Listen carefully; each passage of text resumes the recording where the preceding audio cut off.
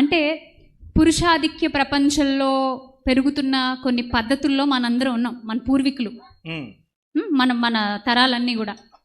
So ఇప్పుడు భర్త ఇంట్లో ఇక్కడ చీపురు తీసి అక్కడ పెట్టినా ఇక్కడ కప్పు తీసి అంతే, ఎందుకంటే ఇక్కడ కాఫీ తాగిన కప్పు తీసి ఒకవేళ అక్కడ పెడితే అయ్యయ్యో మీరు కాఫీ కప్ పట్టుకున్నారేంటండి, మీరు అన్నారే అధికారం ఇచ్చేస్తారని. అట్లా మీరు మాకు గాలి కొడుతూ ఉంటారు, మేము ఎగురుతూ ఉంటాం. అదే అంటే మీరు గాలి కొట్టడం మానేస్తే మేము కూడా మర్యాదగా ఉంటాం అంటే సార్, భూమికి అతుక్కొని. కాదన్నా, పురుషులకు గాలి కొట్టడంతోనే స్త్రీల యొక్క జీవితం అయిపోతాయి ఏంటన్నా మరి పరిస్థితి? తప్పు తప్పు.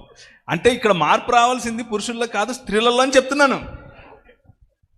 నా పాయింట్ అర్థం చేసుకోండి. ఇక్కడ గాలి కొట్టడం మానేసి కొట్టమని కాదు.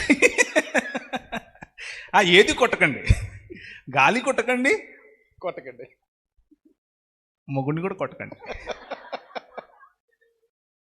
దయచేసి. ఏమ్మా,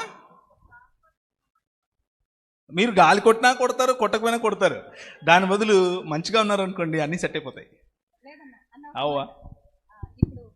పిల్లల పెంపకంలో, సంఘ పరిచర్యలో ఒక స్త్రీకి ఒక పురుషుడు, ఆయన సేవకుడు కావచ్చు లేదా విశ్వాసి కావచ్చు, ఇంటి పరిపాలనలో భార్యకి ఎలాంటి సహకారం ఆయన అందించాలి? బికాజ్ ఒక ఈగో అనేది అడ్డొస్తూ ఉంటుంది పురుషులకి. దయచేసి ఎవరినైనా నేను ఒప్పిస్తాను, వెళ్తున్నానా? పర్లేదు, నా భార్య చూస్తుంది ఇప్పుడు, దా దా అంటది. నా ఆన్సర్ చాలా జాగ్రత్త చెప్పాలి.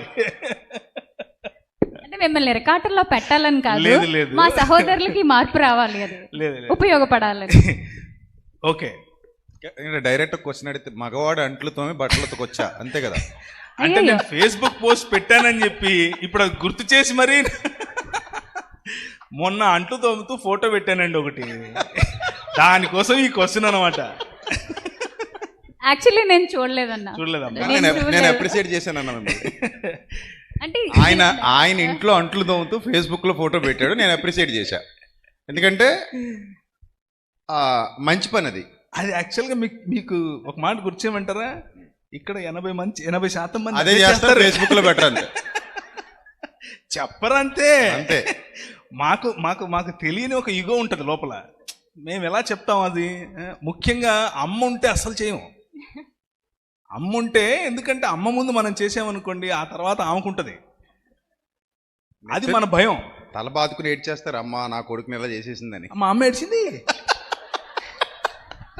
అంటే ఇప్పుడు కాదండి, మొన్న కాదు, ఫస్ట్లో అప్పుడు నేను అడిగాను, కాదమ్మా నీకు జ్వరం వస్తే నేను 10th ఉన్నప్పుడు 12th ఉన్నప్పుడు కూడా చేశాను కంటే అది వేర్రా ఇది వేర్రా అంది. అవునా? అంటే ఆడవాళ్ళే శత్రువులు.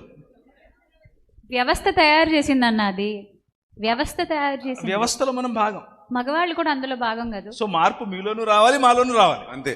మాలో రావాల్సిన మార్పు ఏంటంటే, మీ ప్రశ్నకు సమాధానం ఇప్పుడు ఏంటంటే, దేవుని వాక్యం ఏం చెప్తుంది అని అంటే, ఏ పని చేసినా త్రినను త్రాగినను ఏ పని చేసినా దేవునికి మహిమకరంగా, అంటే it should be N expression of worship, ఆరాధన లాగా చేయాలి. మన పని దేవుడు చూసినప్పుడు ముచ్చటేయాలి ఆయనకి. That is how we should live.